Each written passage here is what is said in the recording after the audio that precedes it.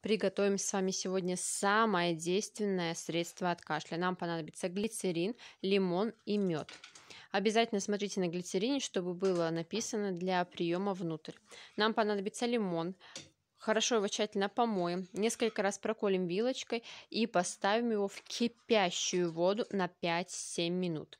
Далее 2 столовые ложки глицерина смешиваем со 150 граммами меда. Мед можно взять любой, абсолютно.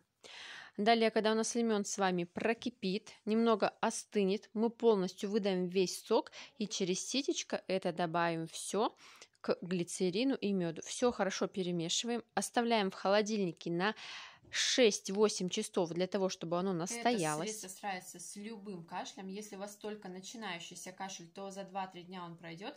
Если у вас уже такой капитальный, то понадобится где-то 5-7 дней.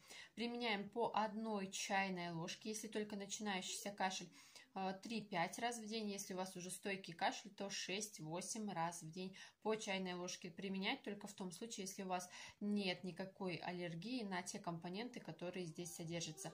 Это самое классное действенное средство.